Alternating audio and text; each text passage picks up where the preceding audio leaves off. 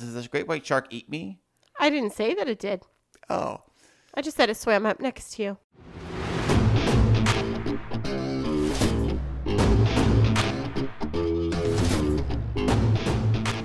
And now, coming to you from the K2 Studios in San Diego, California, it's the world-famous Chris and Christine Show.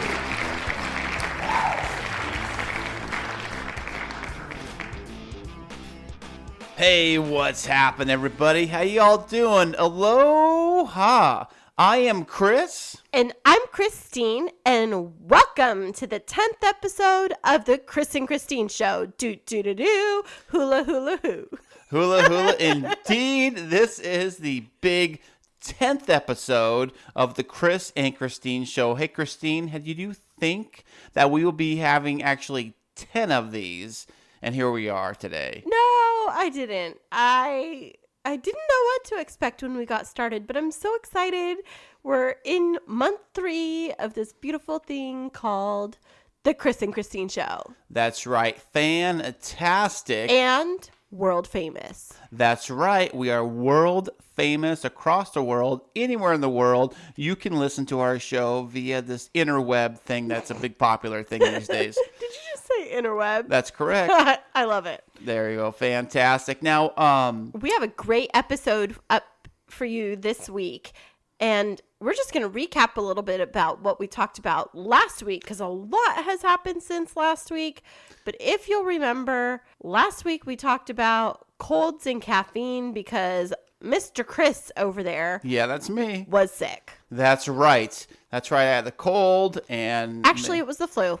Okay, beg to differ. Maybe the flu, but I think it's just a cold that Maybe just lingered. It was the clue.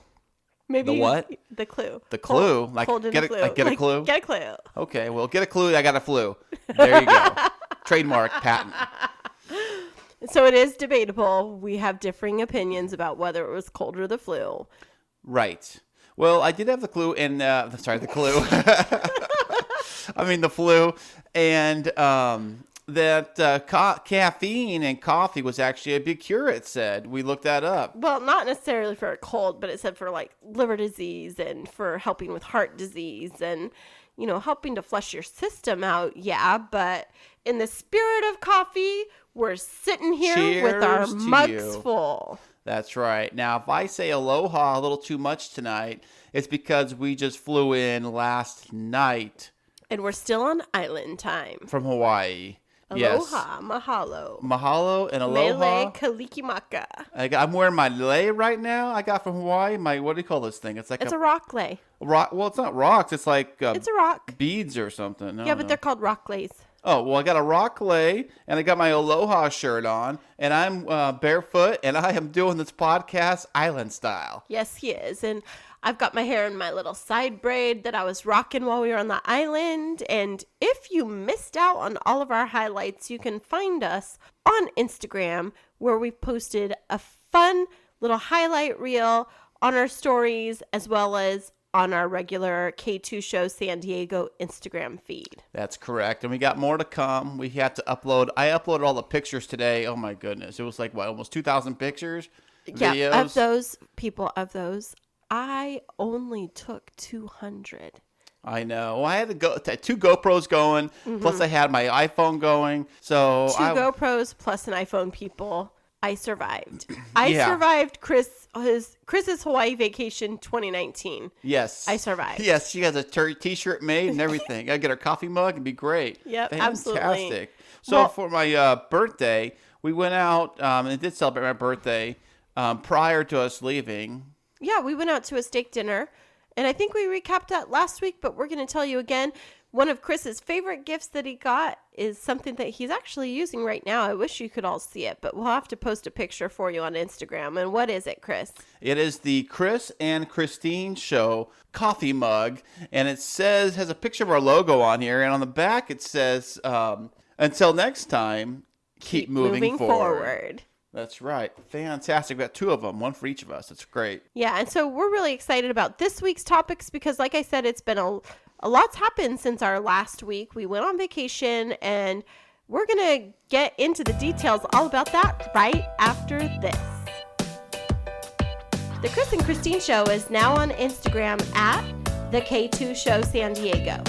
Check out our latest pictures, videos, show teasers, and life updates on Instagram at the K2 Show San Diego. And now it's time for Hot Topics. Hot topics already? Here we go. Well, this hot topic wasn't really trending in the news, but it was trending in our lives. And that is the recap of the Chris and Christine Hawaii Extravaganza 2019. That's right. Aloha to everybody. We just got back. We flew into town last night. So we just got here. We're on island time, so to speak. You know what I'm saying? Aloha to everybody. They're 3 hours behind us here. That's correct. So it's a lot earlier in the day there. But the one good thing about living in San Diego and flying to Hawaii is that the flight is only 5 hours? Yeah, like 5.5. Now, you met people in Hawaii that traveled to Hawaii from all over the world, all over the country, including all over the world, yeah. Yeah, back east. Yeah, a lot of people from Australia. Oh, yeah. What's up? Good day, mate. Not with that again. Oh, my goodness. But there was a bunch of people from Australia and from Japan. Oh, Japan. Yeah, it's like they say it's pretty close to Japan. Like probably the halfway point from Japan to America is like Hawaii. So they vacation there. Oh, my goodness. There's so many Japanese tourists. And we were in Oahu. Right. Honolulu, Waikiki Beach. Now, we flew in when on day one, we arrive. We fly in, we land. We took an early flight. So when we got there, we still had a lot of daylight left. We landed like 1 o'clock or something like that. Yeah, like 1:30, right around there. Like 1 p.m. we land.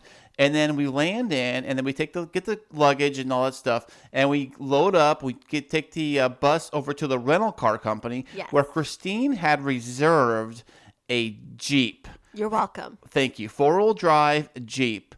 And we got the little thing, and we took the roof. First thing we did, we took the roof off the top. Yes, we did. And we had made it into a convertible and throw all our junk in the back. And we hightailed out of that place. And I didn't know we didn't where know I was where we were going. Oh, I know. And it's a Jeep, so it's rugged. It doesn't have the amenities of like Chantilly, my car. If you've heard me it was talk pretty about basic. Her. Like even though it was 4-wheel drive and all that, but it was pretty rugged. Like it had crank windows. Like where do you find a car with crank roll-up windows? Like I didn't know they existed. And manual locks. And manual locks. You couldn't automatically lock anything. Right. It was all the old-fashioned. Put a key in and all that stuff. Crazy. You had to lock the back door of the swing gate, whatever it's called, with the key. Right. Everything was like old school, which is fine or whatever. But we, it was an automatic. It wasn't like a stick. I don't think you can rent sticks. But what's so funny is it was like 2 times or more the price of a regular car. It was? Yes. It was so much more expensive. It's so small, too. It was a small But you one. wanted it. Chris said to me, babe, when we go to Hawaii, we've totally got to rent a Jeep. Like, do you think it's possible? I was like, already done. Yes, Christine is the best. I am a pretty decent travel planner. I do have to pat myself on the back. She's amazing. Aw, thanks. Yeah. Well, we rented the Jeep. We get in the Jeep. And Christine is slash photographer slash navigation. So she's telling me how to get to the hotel.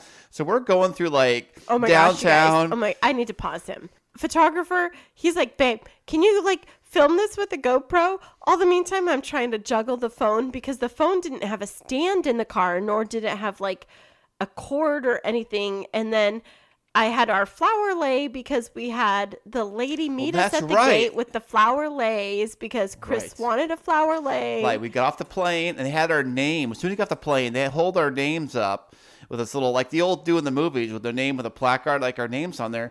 And the lady had the flower lace, gave us the lace around our necks, and then she took us to where we could pick up our bags, and she was very, very friendly. Very friendly. And so then we're in the car. I'm trying to keep my hair from blowing into my eyeballs. Oh, yeah. Keeping my flower lace from flying away, holding the iPhone in one hand, trying to videotape this goober over here with the GoPro. And we're just having the time of our lives. Yeah, she's sticking them out the roof. She's flying it out the window. She's videoing out the roof, ceiling, the buildings. We had all kinds of traffic. trying to figure out where to go. And the freeways there, they have freeways like they have here, but the freeways are like super narrow, like smaller, like top speed, like 45 miles an hour on a freeway. Yeah, it was really bizarre. And so we were only like 6.5 miles away from the airport. And when we finally got there, we checked in and we get to the check-in area and the line was huge. Oh my goodness. If you've heard me mention anything about Chris, he hates lines. Oh, we get there and I'm like first we try to figure out where to park at. Right. We find the parking garage. Once you find in, and we're so lost, the resort's so big. We stayed in the Hilton. Waikiki Village. Waikiki Village, Hilton. It's a big, massive resort with multiple buildings, multiple towers, a mall, storefronts. Yeah. So fast forward, we find the check-in area, and Chris looks at the check-in line. He's like, "Oh my goodness!" Although there may have been. He's still overcoming his cold. Pardon us, people. He may have used some different words, but he was like, "Oh my goodness." We're just going to go with that. And I was like, "That's okay, babe. I'm Hilton Honors." And Look he's at like, that. "What?" Woo-hoo. And I was like, "I'm Hilton Honors." And he's like, "What's We still Hilton had to Honors?" wait, though. We still had to wait in line. Yeah, but there was only 2 people in front of us. Yeah, And it it did took still take forever. like 15 minutes, but we got ahead of like 15 people. And so we got our room and it was ready early. So we got to go up into our room. And Chris is so funny when he travels. I've never met anybody that travels like this. The minute we get in the hotel room, everything gets unpacked and put into the drawers, Right. hung in the closet. Right. Yeah. Put I've away. Never been with somebody like that. Well, you do that because you want to come in, get squared away, get everything put away, so that when it's go time, fun time, you're not busy, unpacking or looking for crap. Everything's put away, ready to go. You're moved in, and you get to like put your feet up and relax. I went strictly to the patio. There's a patio we had a view, 20th floor. We had a view of the ocean. It was great. It was fantastic. I just have to go back to the unpacking thing for a minute, though, because I just have to tell you, honestly, never before in my life, before I met you, did I actually unpack at a hotel. What? I lived out of my suitcase. That's weird. I'd lose stuff. I couldn't find nothing. I have to have everything in drawers. Like I think I feel more secure and more like homey, I guess. Maybe I feel like I'm more like I'm lived in. Yeah, he likes to make it into a home. Like right away, he's like, let's mix up some cocktails and go out for drinks on the lanai. Oh, yeah. Yeah, we're at the patio, watching the ocean, having coffee. That's great. You know? So he went out there and started his first of 45 photo sessions. Yes, of the room, of the Of view Chris, of the of room, himself. walking down the hallway to the room. Selfies. Selfie mode. Camera was on selfie mode most Yeah, of the time. it was. It was But, fun. But after we did the photos out on the patio, then Chris was like, It was still okay. early. Yeah, it was still early enough. Still daylight and still early enough because when you fly that direction, time works for you. Right. So when you land, it's you still have plenty of day left. Yeah, you've gained time. Right. So he's like, okay, babe, let's go do stuff. Well, yeah. First, we got here day one. I want to do something. Yeah. So first thing we did, we hit the pool, right? Or or did we eat first? We went to the pool. Straight to the pool. Oh no, we went to eat. You're right. We went to eat and then went to the pool, right? Something like that. Yeah. Yeah, that's it. The pool was right next. The restaurant we went to was right next to one of the pools we were at, so it was like right there. Mm-hmm. And it had a waterfall like thing set up by like the rocks, like the little path. grotto. Yeah. Right, and then like it didn't go into the pool, but it kind of went in front of the pool and went like underneath or something, and underneath the patio or whatever. And but it's it was right just there. across the walkway from the sand where the beach was. It Right. was like you could be in the pool looking out at the ocean. Right, was right beautiful. there. And the sand and the beach, the whole resort sits on its own sand beach, I guess. It's all part of the same deal. It's all the sidewalk right there. Everything is right there at your fingertips. Yeah. It's great. So after we went swimming, I don't think we went snorkeling that day because No. we didn't have snorkeling equipment. No. But we definitely did have dinner right by the beach. It was really nice. It was fun to just hang out and unwind. And we saw our very first sunset. Yeah, we did. Right there on the water. It went right over right there, right where we were at. And there's so many people taking pictures and video. It's like the thing to do. All like like professionals with like real cameras, not like little GoPro things, but they got like the real, like the big zooms and all that, and tripods. But it was so beautiful. It's like our first day on vacation. We got in there early enough. We got to sit on the rocks as the waves crashed at our feet as we watched the sunset. It was wonderful. That was day one. Yeah, that was a half a day. So there was so much more that happened. And then day 2 was our first official full day. And that in was Hawaii. Chris's birthday. And that was my birthday. Aloha birthday boy. That's me. Yeah. And I have to tell you, I put a lot of thought into this day because birthdays in my life are something that I really like to celebrate people. I feel like you love your people well that are in your life. And my way that I like to show my affection is by like planning special events or special activities with a person that I really care about. And that is Chris. And so Thank you Chris, so much. Oh my goodness. Oh gosh. Wow. come on. Fake crier. No. Why don't you tell everybody what we did for your birthday? So we woke up first, obviously. Obviously. But I woke up super early. The whole entire trip, I was on San Diego time. So, which means 6 a.m. is really like what? 3 a.m. 3 a.m. Hawaii time. Yeah, but I was waking people, about. He was waking up at 4:30 every morning, ready to go. Right. I was like, I'm ready to go now. Doo-doo. But Seriously, it was like a little kid. You know, like when the babies wake up and they're like, and I'm up for the day. And he's like, I'm just going to stay on San Diego time. I pretty much what did, Yep. which means on the opposite side, on the evening side, about 9 o'clock, I was like, I'm ready for bed. Actually, he would stay up later. He would say, Yeah. I'm just going to stretch it both ways because I just want to maximize it. So he'd stay up until midnight, be up at 4:30, and would wake me up at both times too to be like, babe, let's go do stuff. Right. Got to maximize it. Yep. All right, birthday. You got Okay. up early. So we got down to the Jeep, drove to the, like only a block away to this other resort where Christine had booked us both a snorkeling adventure on this catamaran sailboat. It was so cool. It took us out into the ocean or water or whatever, like a bay, I guess. And they parked us off, gave us snorkeling gear. And I had a GoPro, and Christine had a GoPro going, both GoPros going. Mm-hmm. And the main focus of this event was to see up close and personal sea turtles. Sea turtles! Christine's favorite. My favorite thing in the world, other than Chris Oh, thank you. and Ezekiel, Oh, okay. He and says thank Jacob you and too. Mason. Of course. are turtles. Oh, she loves turtles. I love she them loves so turtles on much. another level. Another level. So when we saw them up close and personal under the water, it was amazing. It was really, like, I'd waited for that moment since I was 9 years old.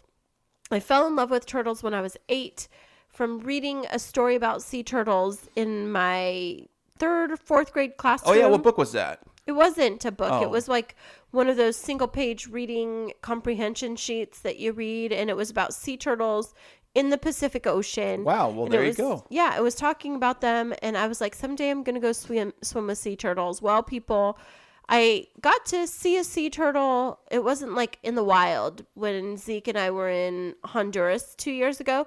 But this was swimming out in the open with wild, beautiful, magnificent sea turtles. Right. And the colors were crazy on the backs of the sea turtles.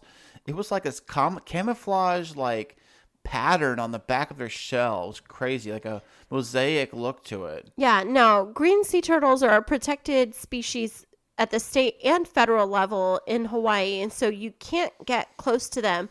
And they tell you, like, keep your distance. Well, what happened was I was watching one under the surface, and then it just slowly started to drift up. And then it, like, drifts right up next to me, like 4, maybe 5 feet away, maybe 6 feet. And I just got to see this beautiful creature just drifting up and just come up for a big gulp of air and then dive back down, and I think I was crying. And she got it all on tape too. I did. It was fantastic. She got a lot of them on tape, and there was actually some scuba divers down there too. It was probably like what, 30 or 40 feet deep. Yeah, and the scuba divers, the thing was, they scared the turtles off. Like, they were all there. Yeah, they were from like what doing something with some fish. They were they were fish. like disturbing the area and getting all in their business. And so the turtles all left because, they don't want people right near them. Right. And so after the scuba divers got out of the water and the turtles left, then the sea turtles started to come back. Yeah, it was really awesome. And so we had a lot of fun with watching the sea turtles, and then our captain, or Cap, as he liked us to call him, took us out when we were done snorkeling, took us out on a cruise. Right. He opened the sails up. Now, I've never been on a sailboat. Like, I've been on boats before with motors and things like that, but I've never been on an actual, like, sailboat. Now, if you're on a sailboat, it's so quiet and smooth, but it was very rough, and Christine got a little seasick. I started getting seasick. It was so rough, you could not even walk anywhere on the boat. The boat wasn't very big, but you couldn't walk really without falling over or hanging onto something, and it was bouncing up and down. You were going all over the place. Yeah, we went out to this area called Diamond Head, and out near there, it's open sea. It's not as protected, and so the trade winds come in, and they blow, and the waves are a bit bigger. And so I had taken Dramamine before we got started and took a couple more doses when we were on it. And then Chris kept looking at me. He's like, "Are you okay?" I was like, no. Oh my goodness. No, and I I'm started not. getting sick too. And she actually I look over and she's like hunched over on like the little chair or whatever. She's sitting down and she was like, "Oh, I just fell asleep." You fell asleep during that? Oh my goodness. I could not, I had to hang on to the railing. I was over the railing, hanging on, trying to take some pictures and some video and stuff. But then oh my goodness. And the wave would hit. We'd go over this big bump in the water and you would jump up, back down, jump up, back down. And it was side to side, up and down, a lot of that stuff. So it get kind of crazy. And I was getting, oh my gosh. And plus the heat and the sun. Yeah. And it's warm over there. Yeah, it is. Fortunately, we had swim shirts on. They have SPF 50 built in. So they kept us a little bit cool too, but that was rough. And then after that, they took us back to shore, and we hopped back in the Jeep and went back to the hotel and got ready for birthday day part 2. Right. We went to my luau. That's not my luau, but it's my birthday luau. Well, it is. It's called Chief's Luau. You're the chief, so That's it's basically right. yours. They did celebrate my birthday when we were Yep. there, if you remember that correctly. Big luau. We didn't have it at the hotel, though. We actually, Christine actually looked up what's the best luau on the island or the town or something Yeah, like that. in the island. Mm-hmm. And she found this one. The crazy thing is, it was what, 20, 30 miles away Yeah, but it took an hour and a half. to get there because of traffic. You think traffic is bad here? You think traffic is bad in LA? Traffic in Honolulu is unbelievable because they have small freeways, Slow speed limits, and just about as many people as San Diego. Yeah, they told us that they are the 9th most congested city in terms of traffic in the nation. Wow, I believe it after being out there. So it took us forever to get out there. It was actually at a water park was where the actual luau was in. So we get to this water park. I'm like, are we at the right place? Because this is a water park. It's not a luau place. And I was like, just come with me. And he's like, are you sure? Is this really a thing? I'm like, trust me. I did my research. I went to 7 different sites to find the perfect luau. And how was it, Chris? It was amazing. And I mean amazing. Yeah. It was great. It was pretty fantastic. awesome. They had this whole host and they had a lot of fire torture guys and all that, and the luau girls, and they brought people on stage, and they had music playing, and we got to dance up on the stage, and they addressed everybody for their birthday, and it was very interactive. It was great. Shout out to the Chef's Luau. Chief's Luau. Chief's Luau, whatever it is. Chief's Luau. I have to tell you, I loved so much of that night. One of my favorite things about that night was they were celebrating honeymooners and then people that were celebrating their anniversary. They brought out flowers for them, and then they said they were going to play the traditional Hawaiian wedding song. And then they invited any other couples that wanted to come up and dance. And Chris grabbed my hand and he walks me up to the front where all of these other people are. And I think I'm going to cry right now. Oh. And as he grabs my hand, and mind you, we've not gone dancing really before. We did like one time in Vegas, but it was like hip hop dancing. So he grabs my hand and he puts his other hand on my waist. And as he does that, these Polynesian male dancers come out with flaming tiki torches and hold them up around us. And it's spectacular under the stars in Hawaii for our first dance while they're playing this traditional Hawaiian love song and serenading us. And I'm serious, I started crying. It was amazing. It was beautiful. It was one of the most touching moments of my life. Oh, well, I'm glad to be a part of it. Me cry right now. oh, I'm sorry. And the food was great too. I thought it was like buffet style. You go through, everybody gets their plates, and they had Mai Tais galore for you to drink, all that fun stuff. And the food was fantastic, like buffet style or whatever. But it was great. I loved it. And then I drove us back from out in the sticks of Yes. Honolulu. Yes, And it wasn't even Honolulu. It was a totally different area of town. Right. And part of the I made island. it back with us in one piece. And then we were exhausted. And that was the end of day 2. And what did we do day 3? Day 3, it was all about getting up super early, which was I was okay with because I was on San Diego time. So we had to get up super, super early because we had to be downstairs in the lobby by 6 a.m. 5:45. I'm sorry. Oh, excuse me. 5:45 a.m. we had to be downstairs to catch the shuttle bus, tour bus, to take us to the Pearl Harbor Museum and Memorial. Memorial and all that fun stuff. We saw Pearl Harbor. We got taken out to the USS Arizona. We saw that. We got the boat to go out there. And we got on the little platform thing. We look out and see the ship under the water. You can see the oil coming up, like on the surface. All the oil is leaking out of it. It's still in there. And the crazy thing is that not only is the oil still in there, or whatever it is that in there leaking out, the sailors that died, they're still in there. Yeah. Their bodies are still in the Arizona, which is under the water, still to this day. So it is indescribable when you go on to that memorial and then you walk into the room where they have the names of the sailors who lost their lives.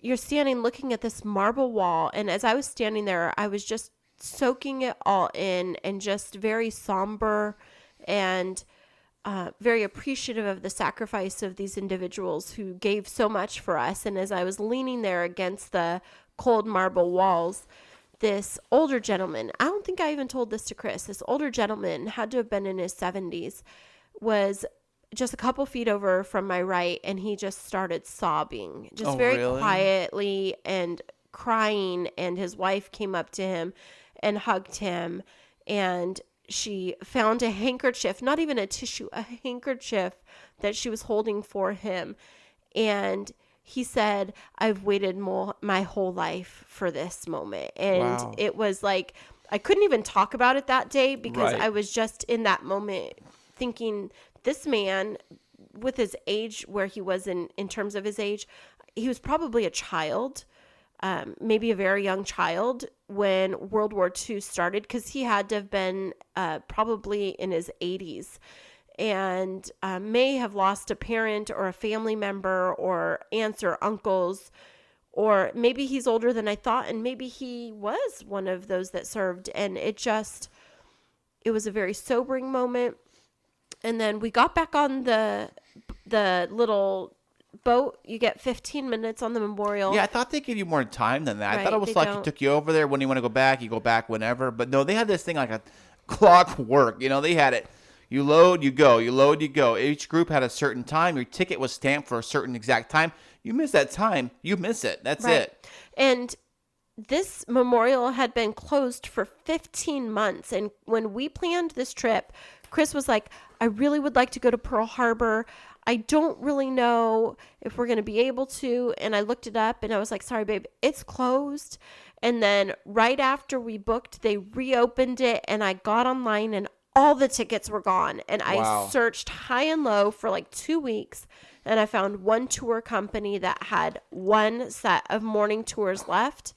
And not only did we get to go to Pearl Harbor, but this tour that I bought, it was a package. And so we actually got to go on to the Pearl Harbor military installation onto the base at Ford Island. Right. And we got to board the USS Missouri. We got a small group tour of the USS Missouri. We got to go to the surrender deck where World War II officially ended, where Japan surrendered. This very same spot where they actually signed the paperwork saying we give up, we surrender, all that stuff. We saw exactly where it happened. We got to stand right on that spot. Oh, that's crazy. It was very powerful, very moment, being on that whole ship, being there. Wow, being on the whole place, being in Hawaii in general, and being in the whole area with the Pearl Harbor and everything. It was very deep, and it was very emotional, and it was fantastic. It was great. And one of the things that I had to remind Chris of when we were there was I used to be a history teacher, and I don't talk about that a lot because I'm in administration now, but this is what I taught for years, and I would talk about the conflict and talk about the dynamics, and the Pacific Theater is what it's referred to in terms of the battleground for the start of the U.S. entering into World War II. But all of that, I was talking from history books and from film that I'd studied, and I'd never been there. And it gave me such a unique perspective.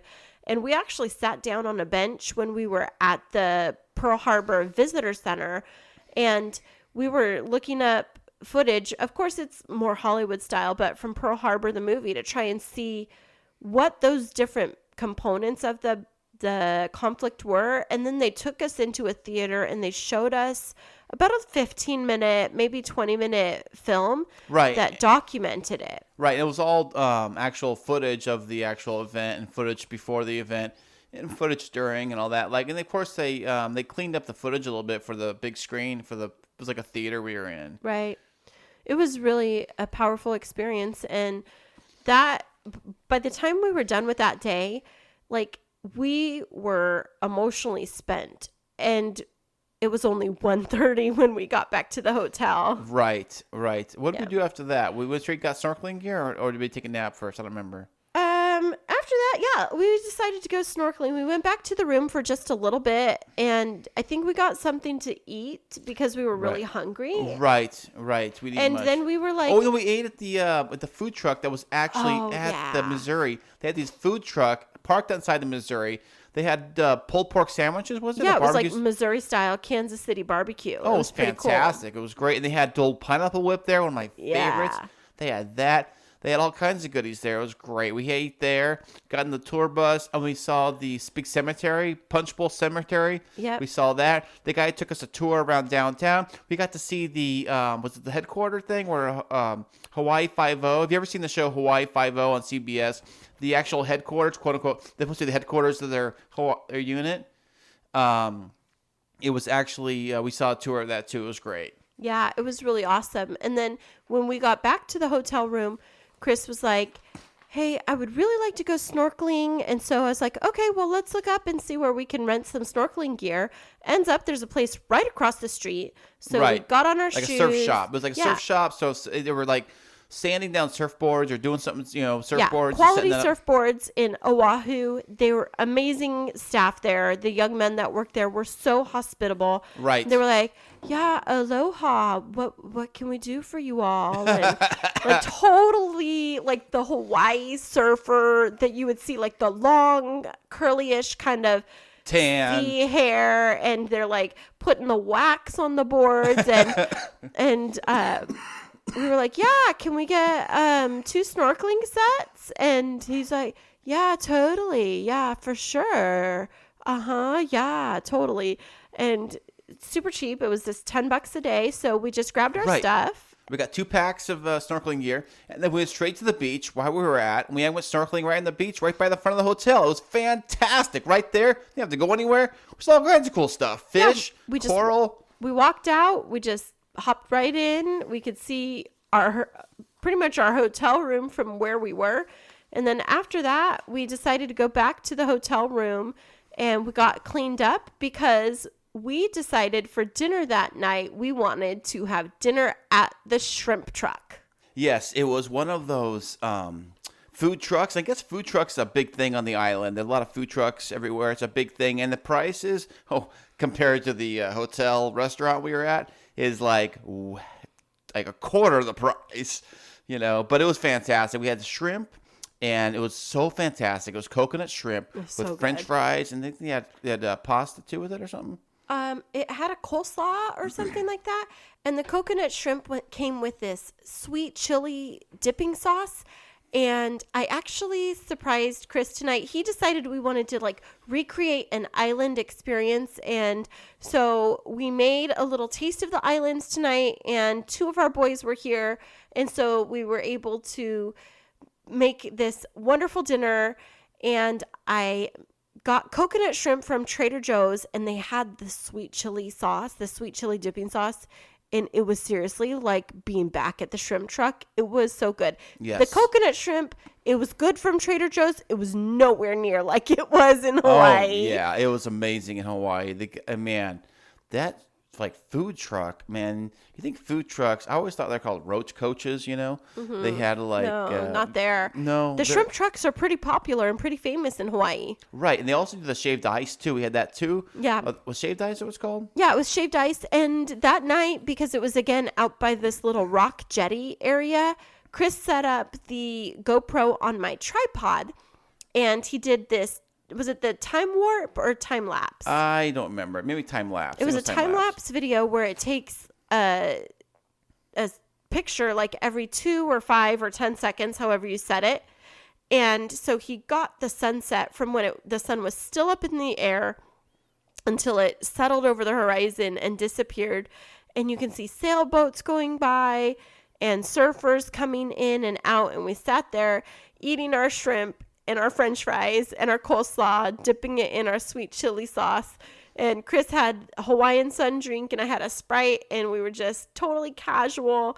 And it was yet another beautiful Hawaiian sunset, and that was day 3. That was amazing. That was my favorite. Yeah, that was so much fun. And then day 4, people, was a busy day. It was a busy day, and it was full of so many memories. And I cried a couple times that day, all happy tears. But it was our our last day on the island. Mm-hmm. So to me, it's like our last time here. Go big or go home. So I had that keys to the Jeep. We didn't really use it much. So I'm like, we got to use that thing. Yeah. And so Chris, like he said, he woke up early every day of the trip. So he woke up early. I was still asleep. And he's like, hey, babe, I know what we're going to do today. Are you ready? I was like, okay. He's like, I know you wanted to see waterfalls. I'm like, yeah, I did. It was actually on my list of the very few things I wanted to do for me. And he's like, well, I did the research. I found this place. It's only 5 miles from here. 5 miles away from the hotel. Yeah. And he's like, let's go. So we got ready, and we didn't even eat anything. We had a cup of coffee in the hotel room. Right. We had nothing. Yeah. Literally nothing. Ate nothing, coffee, and that was it. Get in the Jeep, take the top down. We packed our backpack with right. the swim stuff we needed just in case we decided to go swimming somewhere during that day. And snorkel gear, too. We brought all our stuff with us, backpacks. I brought my hiking shoes, and Christine did not. I brought my tennies. Right. But she had to bring shoes, though, after all. I mean, most of the time we're in flip-flops. But we found this place. It is called Manoa Falls. Manoa Falls Park. And it's like you drive through this neighborhood, and you drive through a bunch of houses, residential houses and stuff, and then you end up at the end of the road. You end up at this parking lot / everything looks so lush. Jungle. I'm talking jungle everywhere. And you pull up this place, trees, canopies are everywhere. And I think I heard monkeys or something flying around. I don't even know. There were amazing birds flying overhead. And they have those kind of trees that have the vines hanging off of them that you can literally swing off of. Right. They actually hold your weight, too, because I tested it. And I swung on them. And we parked the Jeep, whatever. And then we hiked to the Manoa Falls. And they say just to hike up this road here is the Manoa Falls. Okay, great. Now, how many miles did they say it was? 0.8. 0.8. It doesn't sound too bad. It doesn't sound too bad. However, round trip, we ended up going 2.8 miles. Right, and it gets narrow towards the closer you get to the waterfall. It's like a lot and of wet and muddy, slippery. Yeah, it's like we're in a rainforest. It started raining on us. We're in a rainforest. It's muddy. Some of the paths are like jagged rocks that are kind of narrow. You got to climb through and watch your footing. A lot of watching your footing type stuff. Hiking shoes recommended. Right. But once you get to the waterfall, it is. How would you describe it, Christine? Spectacular. Yes. Breathtaking. You see this big waterfall. Everybody's there taking pictures, of course, selfies, photos, and believe me, you bet your butt I did too. Yeah, and then it started raining because we were in a rainforest. Right, who would have thought? Right. We're in a rainforest, it starts raining on us. It was funny, my mom, because she's watching my kids for the trip, she starts to FaceTime me while I'm at the waterfall. Like she FaceTimes me at the waterfall. I get the kids, talking to the kids. Look, kids, we're in the rainforest. It's it was raining. really cool. And then the water picked up just a little bit, and they have these signs everywhere, beware flash floods. Well, it didn't rain heavy enough for us to have to worry about that, but it did rain enough to make things very slippery. And I lost my footing, and I almost fell, but thank you for my knight in shining armor. He got me before I bit the dust. I was quick like that, like Yeah, he Batman. was. Boom, gotcha. Boom. Gotcha. So Boom, you goes fall. the dynamite. She didn't fall. I saw the other guy almost fall. And then there's this other guy that walks past us, and he's like, I haven't fallen yet. But yet he's walking away from us, and his whole backside is covered in mud. And we were like, dude, you totally fell. Right. And other guys are picking up walking sticks and bringing walking sticks. And people had babies with, not strollers, but they're carrying Like them. strapped on babies. Right. Yeah. Seeing the waterfall, and it was fantastic. When we drove back, we're starving. We didn't eat nothing. We just hiked like 2 miles on like no food at all. Almost 3, yeah. Almost 3, whatever it was. And we were starving. So we got to find a place to eat around here. And she's like, I know this place. My friend Karen had recommended it. We were going to actually have a get-together there. It just, things didn't work out, but I mean, we was drove right by it. Right by there, like not even a mile block, maybe? from the entrance to Manoa Falls, and it's called Waioli Tea Room or Waioli Kitchen and Bakery. Right. And oh my Lanta, I had banana macnut pancakes with coconut maple syrup. It was amazing. And it was all open, patio seating, everything's open, like all the windows and everything are just all open. And then to see this view of this valley and this green lush everywhere and trees everywhere and flowers everywhere. It was spectacular. Yeah, Chris had lunch. He had a burger. I had pancakes, and then he had some of mine. And it was just fun like that. And then we left there, and he's like, babe, I want to go up, and I want to go see this place. Let's go. And Right. he's like, can you do the directions? I was like, sure, no problem. And so we hopped in the Jeep, and we took off for Top down, our by next the way. adventure. But top down all day long, by the way. Yeah, we did. Top was down. We went to see where they actually filmed the TV show Lost. The beach, they filmed the show Lost, the popular show, early 2000s, mid 2000s. It was the Survivor scene, right? Where the well, plane crash was? That beach, well, Christine hasn't seen the show, but I'm going to get her hooked on it, by the way. I got all the DVDs at home. I got hooked on it back when it came out. But the actual beach where if you've seen the show, it's the main beach that they were on. It was actually filmed there. Obviously, it's filmed in Hawaii. And it's right there. We actually was on the scene where they actually filmed the show. It was quite incredible. And while we were there looking at walking around the beach, Christine happened to see the water. Yeah, I look out at the water, and I'm like, what are those little things that keep popping up out of the water? And I looked, and I was dumbfounded. There were sea turtles everywhere. Like 2 feet, 3 feet, 4 feet from the edge of the sand where we were standing, like in the shallow, shallow water. There was coral reefs all right there. And they were just flip-flopping around, coming up for air, playing, floating around in the little waves. Right. And big ones, little ones, and then this seal or sea otter. I think it was a seal. They mentioned monk seals. Okay. Just starts like swimming by the shoreline.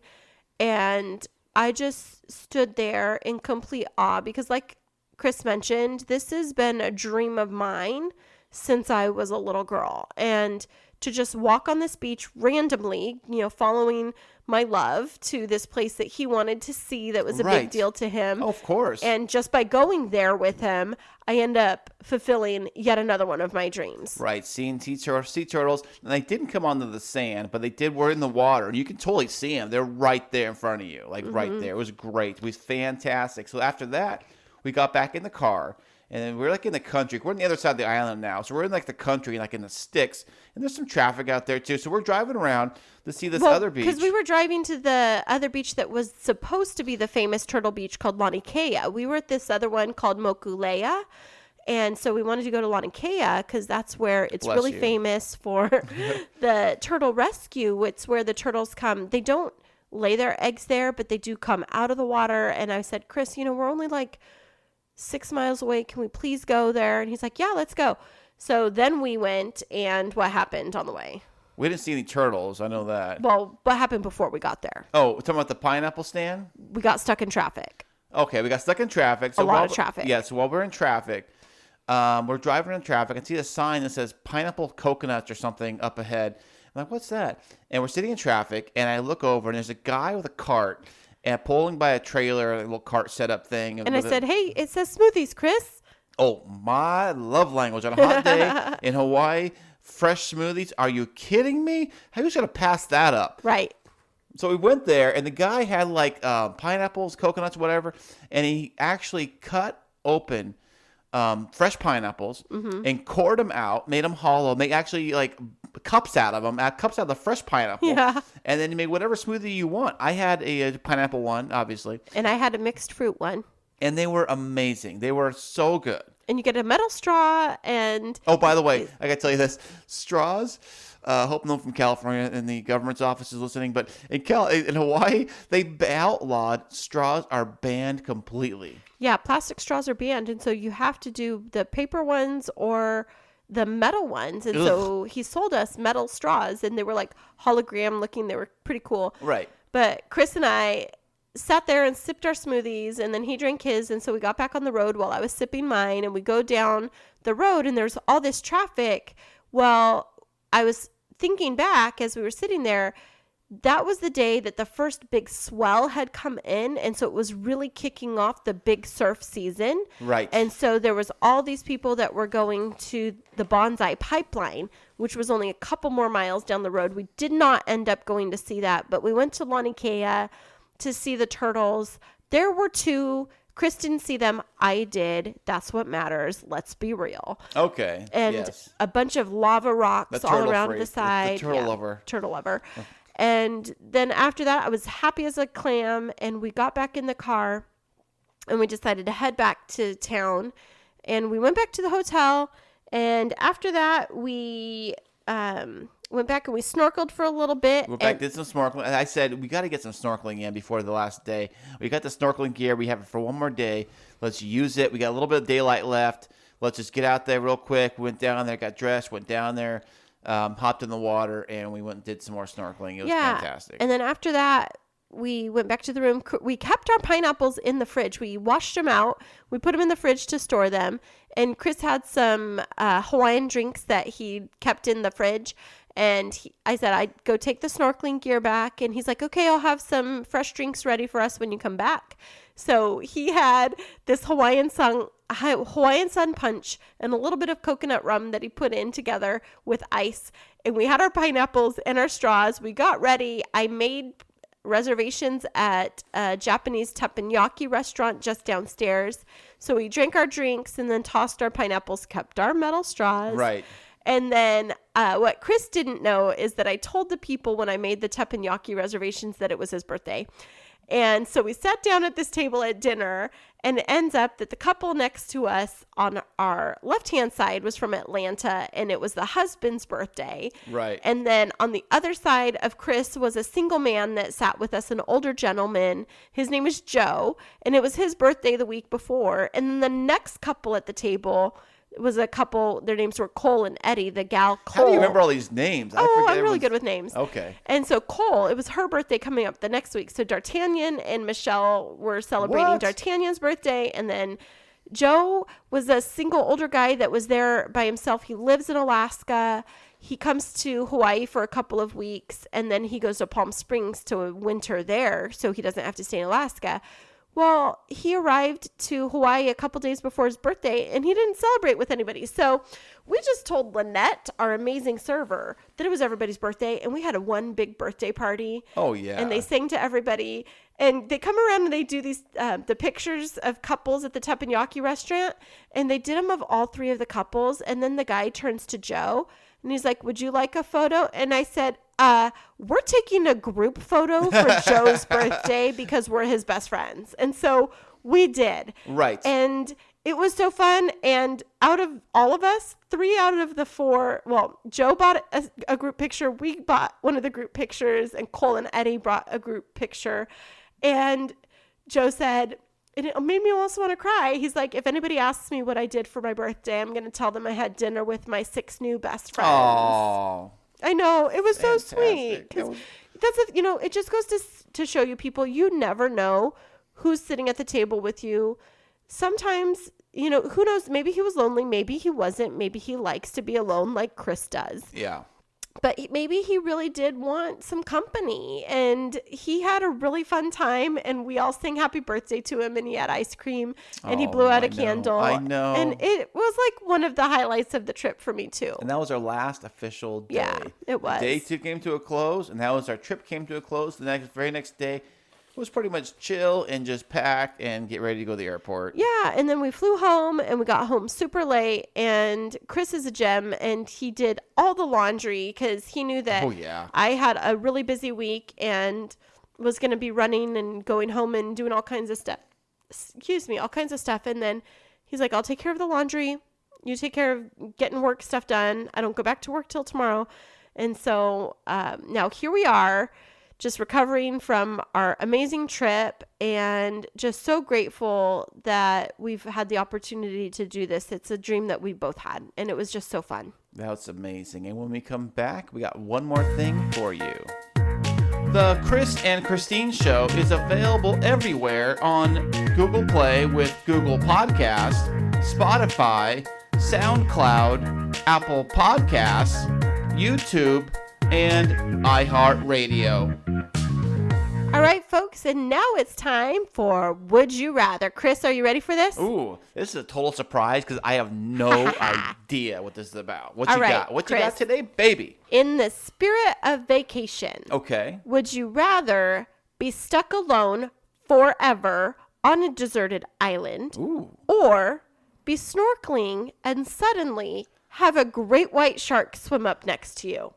Why would I want a great white shark next to me? Would you rather be alone on a deserted island forever? Oh yeah. Or have a great white shark swim up next to you? So both of them kind of playing your fears a little bit. But honestly, now the great white shark thing. Now, does this great white shark eat me? I didn't say that it did. Oh. I just said it swam up next to you. Well, that'd be kind of an experience. I think, oh gosh, it's tough. But he doesn't eat me at all? He doesn't bite me or nothing? You can make it up yourself. Okay, he swims away, right? And eats somebody else? Or eats nobody. And you just have an encounter. I think the great white shark, because that's something awesome you actually can share with everybody. Deserted island forever? You don't have to get off the island? You just die there? Ever. Yep. Alone. Yeah, it sounds cool at first. Like the first day on the island, you're like, yeah, it's freedom. You're like walking around naked. You're like, yeah, check me out. What's up? You start talking to coconuts, and you start talking to volleyballs like in the movie, and then you start like you start redecorating things, and you start like having little like. I mean, it's like the scene from Home Alone when he starts playing with everything, gets to go nuts and run around the house. That'd be me on the island. But like I said, the first day, by day 3, you're like, oh gosh. Now I'm bored. Right. So I think the shark thing. I think maybe it's kind of cool to see a shark up close, as long as you know it's not going to eat you. Now that's part of the equation. Then I'll probably take the shark. End of story. What do you got? I think that I would do the shark regardless, because it's like that whole slow, painful, agonizing death versus sudden death. And it's like, if the shark was going to swim up next to me, it's either going to swim away or I'm dead. Versus I'm stuck on the island forever, going crazy, wondering if somebody's going to rescue me. Are they worried about me?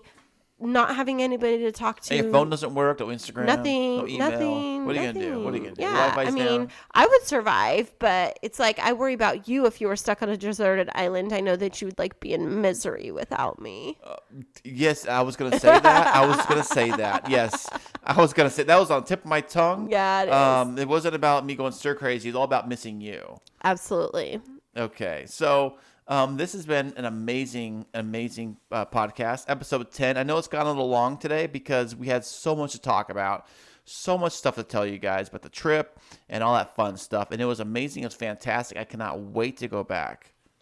Yeah, and so Chris is going to close us out with just some info about some new fun things and ways you can get involved with the K2 show. But I just want to say before he closes us out, hang 10, can't wait to do this again. Fantastic. Now, the Chris and Christine show, we are now available on Patreon. If you want to help support the Chris and Christine show, you can do that. You can find us at patreon.com/the Chris and Christine show, spelled exactly like you see it. Now, if you are a subscriber and a Patreon of us, we will give you the opportunity to be on the Chris and Christine show. You can phone in and do a voice message, and we will play it back on the air for you guys. A shout out, whatever you want to be, for being a Patreon for us. We say thank you, and then all the funds help fund the fun. Goes directly into the podcast. 100% of it goes straight into the podcast. Equipment, etc. All this stuff that takes it to this, Awesome. And next week, tune in as we have our guests that are going to be joining us, the Armentas, who are the authors of the new book, The Right Combination, which is now available on Amazon.com and Barnes & Noble. It's a fantastic read, especially if you are somebody that's interested in learning about finding success in dating after divorce, finding hope after loss. The Armentas are going to be joining us. Take a chance, read it, The Right Combination. It's a great book. You won't be sorry. And turning it over to Chris. Aloha and mahalo, and I'll see you guys next week. Remember this week that life is too short to wake up in the morning with regret. So love the people who treat you right, forget about the ones who don't, and believe that everything happens for a reason. If you get a chance, take it. If it changes your life, let it. Nobody said that it would be easy. They just promised it would be worth it. Thanks so much for joining us. I'm Chris. And I'm Christine, and until next week, Keep moving forward.